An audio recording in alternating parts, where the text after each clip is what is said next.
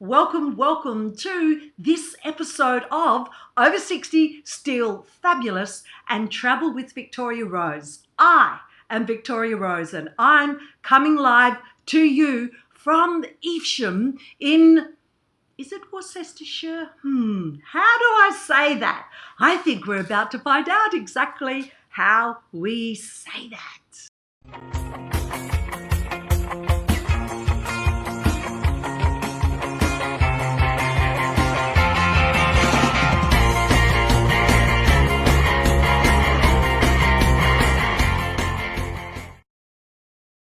And as I always do, I am sending you hearts. Because if there's one thing I've learned throughout my travels, the world needs more heart and we need to operate more from the heart. And I'm so excited to introduce to you today a woman that absolutely operates from her heart and is absolutely over 60 and is still fabulous. Please come and join us. Rose. Thank you. Hello, good morning, and welcome to Worcestershire. No, we in the British pronounce it as Worcestershire.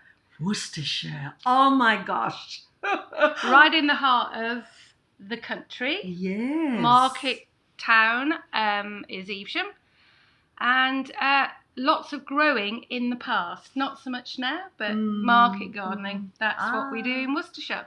And I'm here in this stunning house. I'll be posting photos of this place, in this stunning home, and the vibes inside. It's not just how the home looks, it's how the home feels.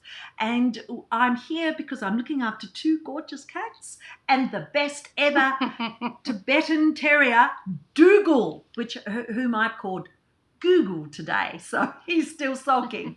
And you know, we may even be able to give you a little look at Dougal before we finish our session today.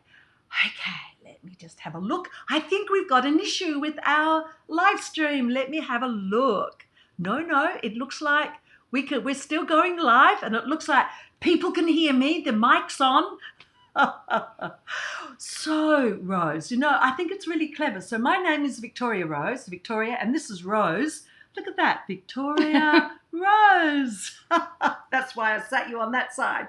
Oh, you've got to have fun, I tell you, because you do. Attitude is absolutely everything. You can join the doom and gloom brigade. It's pretty easy to do that. It seems to be a natural, negativity seems to be a natural default fallback situation or position for so many of us. And it's not about being foolishly happy and positive. Oh, it'll all be all right. No, what I like to do is have a look at, you know what? I am not exactly happy where I am or with what's going on. What can I do about that? And I would like to now ask Rose, because Rose, Rose has been sharing some amazing stories with me, and Rose is, and we're not going to share where she's going just yet, but later on today, Rose will be going to this amazing place, her and her husband, they're flying off and going to a fabulous place, but that's the last part of a story today. Right now, Rose, if you could share you are such a positive person. You've got such a great attitude. You really do. I admire you so much for that. Thank you. So I haven't prepared Rose with any questions, which is what I normally do. And I thought, you know, can you just share perhaps 2, even 3 things that have happened in your life that have caused you to go, okay, this needs to change? Oh gosh. Okay, so this is going to be a bit personal really, but hey, this is one major thing was the separation from my first husband. Okay. Mm-hmm. I'm a great one for stories, and I'm not going to tell you the whole tale because, oh God, you'll be asleep. We haven't got that long. Rose. No, we haven't. So basically, I reached the age of 40. I was having a 40th gathering, birthday party for the family, etc. And it was my birthday, but actually, you think you might get a bit of help with this from your husband? Mm-mm. I did everything, and I mean everything. And I thought, it's not very fair, this. And for my 40th birthday, very special birthday when you reach 40, I got gift tokens for a shop to go shopping. Not a lot of thought went into this. And I did think, so you start to think about things, and I thought, do I want to live my life, the rest of my life, like this? Actually not appreciated. Living separate lives, but living together. And we rubbed along very well. If I just want to rub along, you want to rub along, fine. But I just wanted a bit more. Anyway, things progressed. I don't need to tell you the whole story, and I'm sure he felt the same. And so that was the end of my first marriage. And we had been married for 20 years. Oh, wow. And childhood sweethearts. I was 16. And I don't regret it at all. I've got 2 lovely kids, grandkids, etc., etc. So that was a chapter of my life. Now, can I just ask you a couple of questions around that? Because I'm sure that you've picked up something here, is that women are generally, not always, whenever we say anything, it's always a generalization. You might be very different. Women just keep trying to make it work. So they just go on, and they just go and go. Then all of a sudden something happens and they go, that's it, it's finished, I'm done with. And often it's a surprise to the man, the husband. I'm not sure if it was to yours. No, it wasn't, no. He got. Yeah. But you took action, and what our viewers don't know is that you've kept a good relationship with your ex-husband. I have, yeah. That is so rare, and it's something that has to happen because of the children. Yeah. Don't use them as the manipulation, as to get back at the other person. How many people do you know that actually do that? It's cruel. Exactly. It's not what parents should be doing. You're supposed to be looking after your children. And it's not just the children. Yes, of course, primarily it's the children. Yes. But if you want to be good, feel good inside, and you don't want to be bitter and twisted, let it go. Oh, yes. You just let it go, and it's so much nicer when you can pick up the phone or you can send a message. And even now, after 20 years nearly, I don't speak to him very often, obviously. I mean, we've moved on. But I can send him a message and I get a reply, and it's a very positive reply to whatever we're talking about, if I need something. And isn't that fab? Yes. It's really good. So, I'm one of the few people that I know who have had a continuing, reasonable relationship with their ex-husband. Little story, because I've always got a little story. I've always got a little story. So when we separated, lived in separate homes, I had the children living with me. That was a joint decision, and he actually said, you look after them better, you have the kids. And they visited whenever they wanted to, and we did end up having a regime, because you have to have something when the kids are reasonably young. So after, I'm going to say 4 years, I'm not sure if it was 4 years, but a reasonable time. And it was that he'd got a partner and I got a partner, although we were not living together. And it was sort of that time when you think maybe we should get a divorce. Okay. So we all know anybody who's been divorced or knows anybody who has been divorced. Most people, they go to the solicitor. The solicitor says, oh, yes, I'll give you a divorce. Give me the money. You can actually do it online, and you can do it yourself. Is that right? Absolutely. So I investigated, because that's the sort of thing I like to do anyway, find out about things. Yeah. I went on the internet. I found out how you did it. Wow. I contacted my now ex-husband and said, what do you think it's going to cost? I'm going to say £200. I really can't remember how much it was. do you want to go halves? And he said, yeah, that's a good idea. And I said, well, Oh my gosh. I know, this is bad, isn't it? Or mad. So I just said, okay, well, I'll pay for it and then you can transfer the money. So went online. It's so simple, or it was. Yes. And you get a crib sheet. In those days, they sent you the forms. You may be able to do it online. I really don't know. They send you a crib sheet and you answer all the questions and they really tell you more or less what to put. Then you send your money off. And then you get a reply and it says, in... Oh God, I can't remember how many weeks, but it's so many weeks and a day you can apply for your absolute. Oh, done and dusted. So wow. We get our decree nisi after a month, let's say. I can't rightly remember, it's so long ago. And then you have to pay an additional fee for your decree absolute. So again, sent another message. Decree absolute's going to cost, I don't know what it was, 60 quid, let's say. Do you want to go halves? Yeah, that's fine. Oh, mamma mia. So, it cost us hundreds and we split the bill. It doesn't happen often. And we did have children and, a lot of people don't do it because of maintenance, etc. I was lucky. I trusted my husband completely and he trusted me completely. Yes, he paid me maintenance. Wow. He paid me money. It was not official. There was nothing written down. He said, Whoa. I will pay you X because this is how much you need. And he paid me that amount until I moved in here, really until Amy, my youngest daughter, she finished education. Oh, and I just said, look, you don't need to pay me anymore. She's finished education, etc., etc. Oh, that is a dream. I mean, if I didn't know that you were telling the truth, I would say you made that story up, Rose. And we had exactly the same with the house that we had. There was a mortgage on it. When we separated, we knew how much equity was in the house. Oh. And so we knew at that point what the percentages were or what the value was.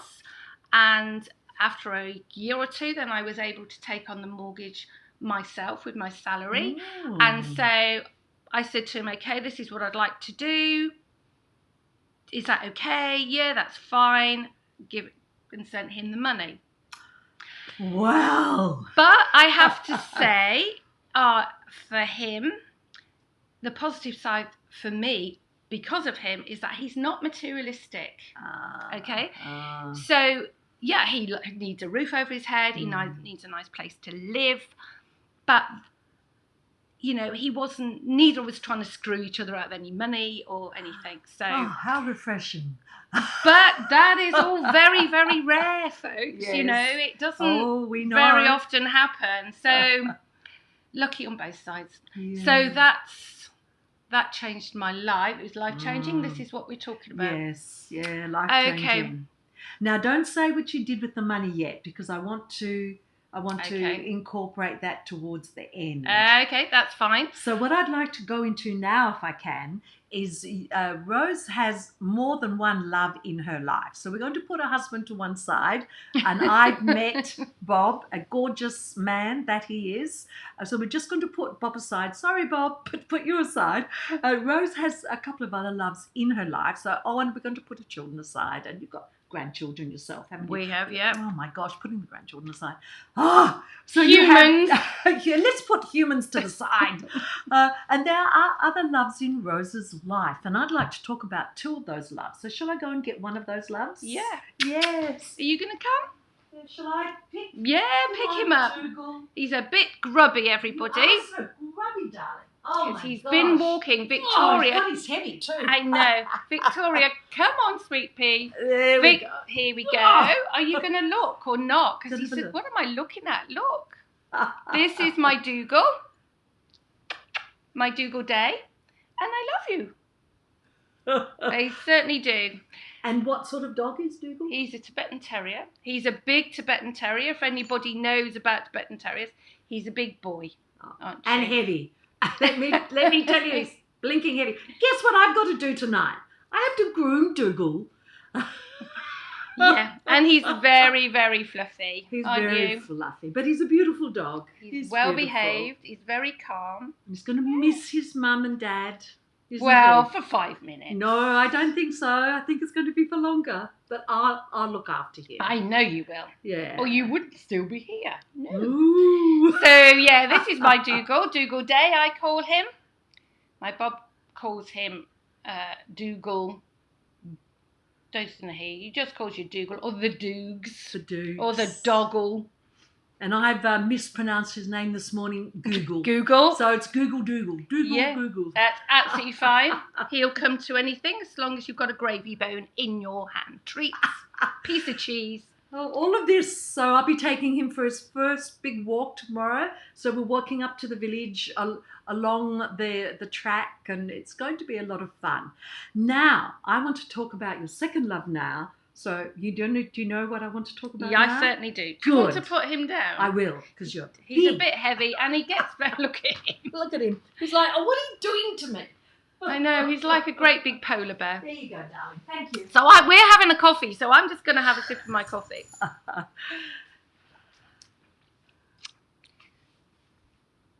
So the other love of Rose's life that doesn't include humans, but is a passion that she absolutely has. And I've been fortunate enough to see some examples of what Rose does.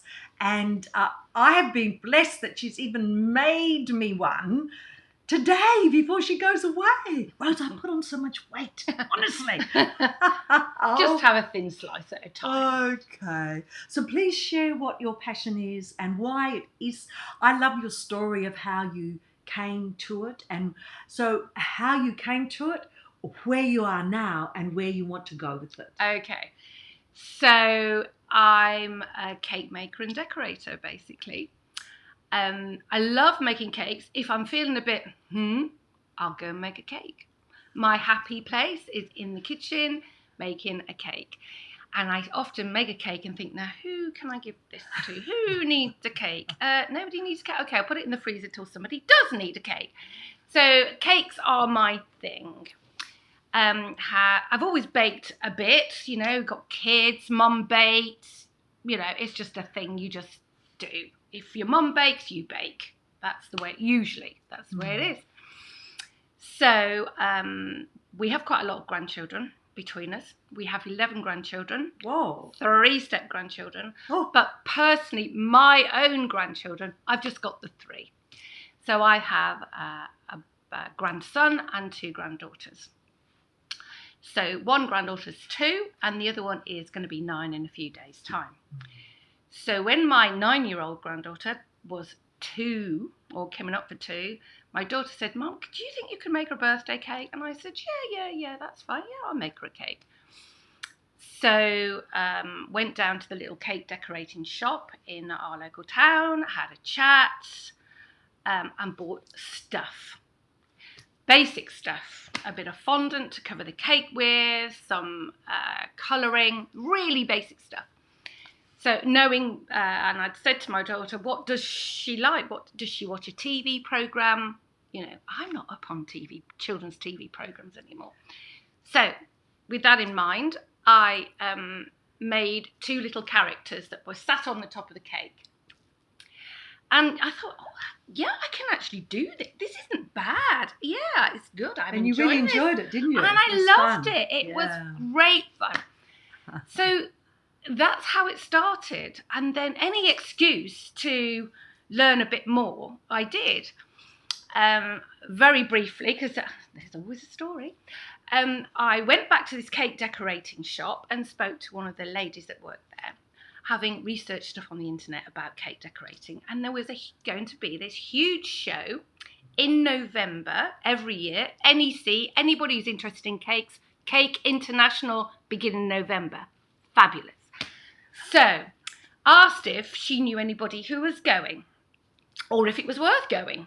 And it's apparently, now I know, it's the largest cake decorating exhibition in the world. So she said, well, actually, I'm going with a friend. Let me speak to her. She's driving. if you're willing to share the expenses of getting there and parking, etc., I'm sure that'd be fine. So that's what I did. And this kind lady literally took me by the hand, took me to one or two stores and said, you need one of these, you need one of these, and you need one of these. That's how you start off. So that's what happened. And the rest is history, really. I've got a very good friend, my bestie, Trisha, and she came one weekend with her husband, and I said, oh, come and have a look what I've been doing. This is such fun. Have a go.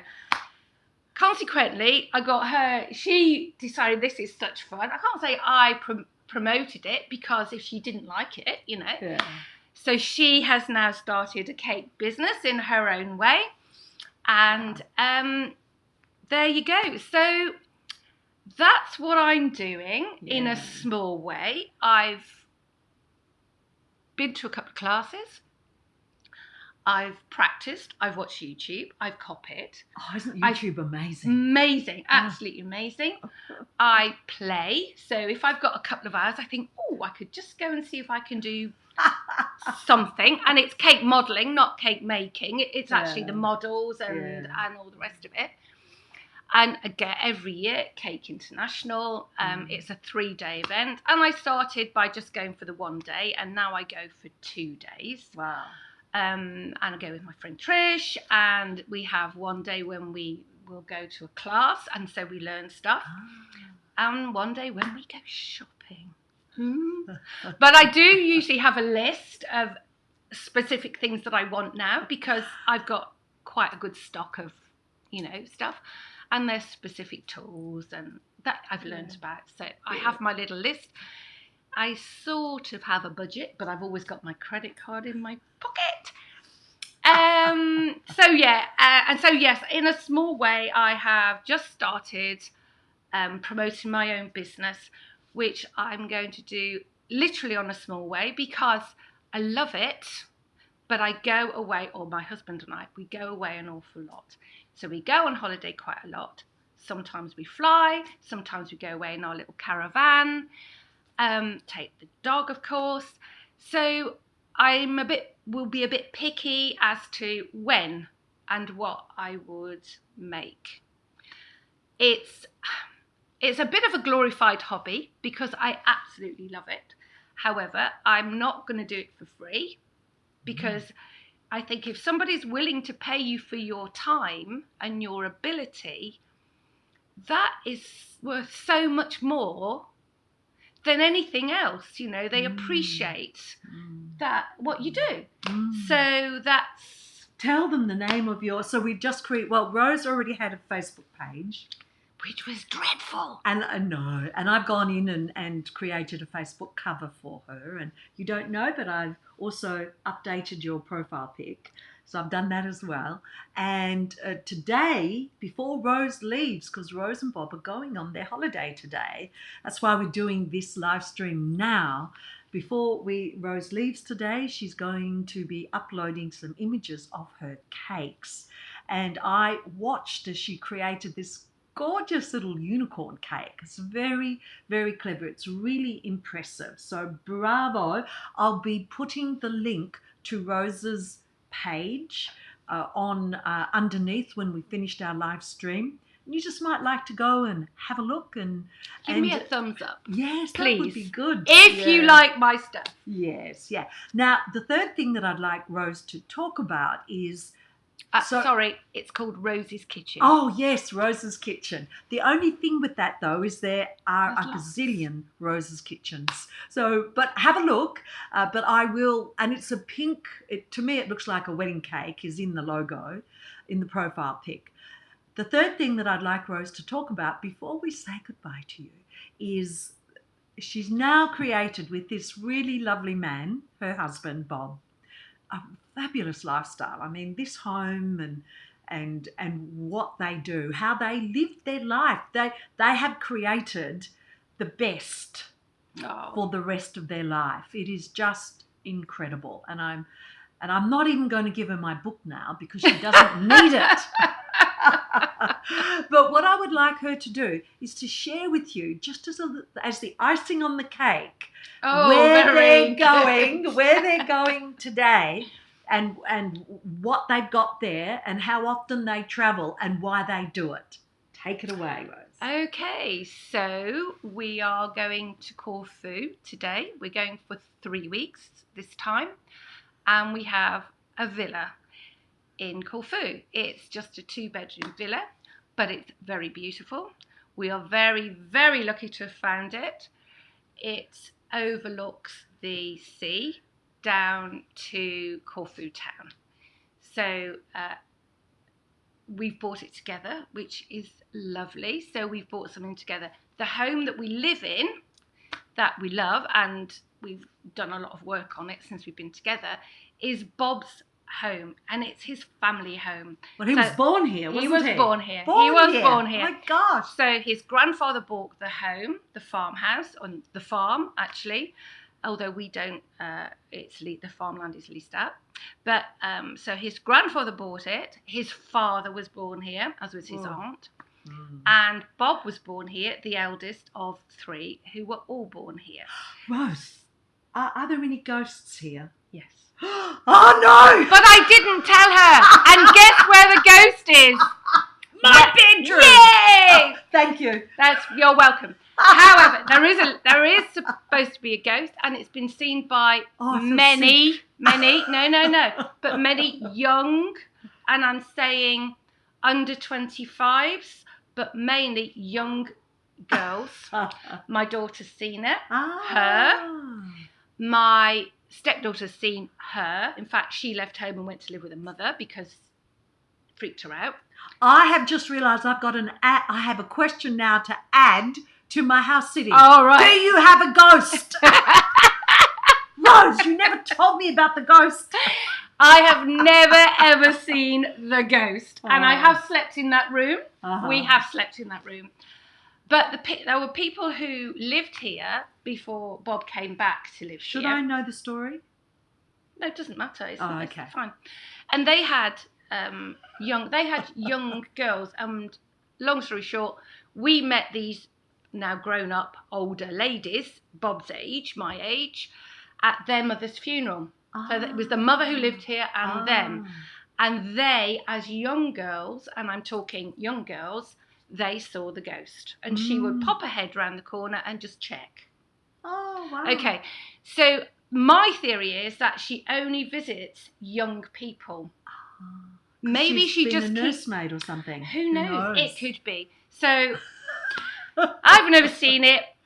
I believe what people say, although I'm still a bit, So that's the ghost. So where were we? I don't know where we were. Corfu. So we have a lovely stunning place. Yeah, it is. It's lovely. We're very, very lucky.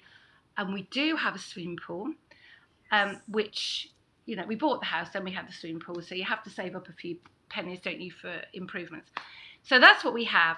And we tend to go out 4 or 5 times a year. Can you imagine? Yeah, we are lovely. We are so lucky. It's so lovely. And you're lovely too. Oh, thank you. Yes, I am. Yes. I deserve it. Yes. So we go out there, sometimes we'll go for 2 weeks, sometimes for 3 weeks. And usually towards the last holiday we have out there, which is around end of October, November, it's usually just for a week. And it's to close the place down. So, and so that's what we do. And our September holiday is usually 3 weeks, and we have a mini holiday within it, and we go off to the mainland with our little tiny car, which is about as big as a dining room table. And off we go and see a bit of the mainland and see some lovely, lovely places. So, and it'll be Albania this time, perhaps. Maybe next ferry time. Ride. It's maybe a ferry ride. Time. Yeah, maybe next time. Yeah. So that's it. So we do that all the time, every year, and we have had that villa for 13 years. Wow. Which is when I'd moved in with Bob, bringing 1 daughter, 2 cats, and a dog. Poor Bob. I mean, he don't think he knew what hit him. Sold my property and didn't really know what to do, whether to buy a small property and rent it out, etc. Anyway, the decision was made that Corfu would be really nice to buy. What a wise decision that was. Absolutely. Yeah. And so that's basically, in a nutshell, what happened. Yes. So, you know, these British people, honestly, so I'm Australian, as many of you know, and most of my audience, about 60% of my audience are Australians as well. And so for an Australian to hear, oh, I'm just popping over to Corfu, and my last host, oh, we're just popping over to Spain, to our house in Spain, and oh, we might go in November. So to us in Australia, it takes so long to get anywhere like that, unless it's Bali. And it's like, oh my gosh, but it's very common here, isn't it? All I can say is, and we're going to end the live stream on this, and we're not going to discuss the big B. There is some sort of wondering if Brexit does go through, how is it going to affect all these people that had their homes in the European Union? Many people are saying it won't affect us at all, and some are saying, well, I don't really know. And I think that's the better thing, is we don't know. We don't know. But you go with the flow. You do. You've got to think positive. And for us, we have private health insurance anyway, and that is the most important thing. You know, if you are ill, you want to be looked after. And so you pay the private health insurance. Yeah, it's not cheap, but you know, as things go, if you're ill, you either want to come home or you want to be in a place that's going to look after you, make you better. You do. So yeah, and don't blame people from having a house in Europe 2 or 3 hours, depending upon where you go. What a life. Yeah, I know, we're so blessed. You are. We are so blessed. And I'm not even religious, actually, but I am blessed. I've got a lovely, lovely husband. We've got a lovely home, and we're lucky enough to have a nice lifestyle. So Rose knows my thoughts around using the word lucky. Okay, there often is a little bit of luck involved in anything. That's because, though, you've laid the path for the luck to happen. You've opened the door to the opportunity because it came knocking and you were ready to open the door. So yes, I do agree there's luck. It belongs more in playing golf, where when you hit the ball, it hits that rough bit of the green. But okay, so there's a bit of luck, but the truth is, it's how you prepare your life, and that starts with how you prepare you and what attitude you have around what happens. So thank you, Rose, for joining us today. You're welcome. Wow, isn't Rose amazing? What a life. So I'm here for the next 3 weeks, walking Dougal, feeding the cats, and just lazing around, perhaps even starting my second book, because it's such a beautiful environment here. Good. I just want some sun. Okay. Thanks, team. Thank you so much, Okay, Rose. you're welcome. Yay. You're Thank you, welcome. guys. Thank you for joining us. Bye.